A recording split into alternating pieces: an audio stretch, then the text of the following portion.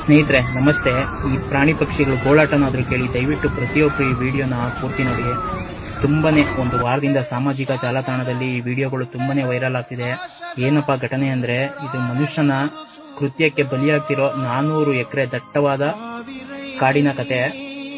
ಆದ್ರೆ ಇದ್ರ ಬಗ್ಗೆ ತುಂಬಾ ಜನಕ್ಕೆ ಮಾಹಿತಿನೇ ಗೊತ್ತಿಲ್ಲ, ಏನಪ್ಪಾ ಇದು ಘಟನೆ ಅಂತ. ಇದಿರೋ ಅಂತದ್ ಬಂದು ತೆಲಂಗಾಣದ ಹೈದರಾಬಾದ್ ಸೆಂಟ್ರಲ್ ಯೂನಿವರ್ಸಿಟಿ ಪಕ್ಕದಲ್ಲಿರೋ 400 ಎಕರೆ ಸಂಪೂರ್ಣ ಅರಣ್ಯ ಪ್ರದೇಶ. ಅಲ್ಲಿನ ಅಧಿಕಾರಿಗಳು ಇಲ್ಲಿ ಯಾವುದೇ ತರದ ಪ್ರಾಣಿ ಪಕ್ಷಿ ಗಿಡ ಮರಗಳಿಲ್ಲ ಅಂತ ಸುಳ್ಳು ದಾಖಲೆಗಳನ್ನ ನಿರ್ಮಿಸಿ ಅಲ್ಲಿ ಐಟಿ ಪಾರ್ಕ್ ಮಾಡ್ಲಿಕ್ಕೆ ಹೊರಟಿದ್ದಾರೆ.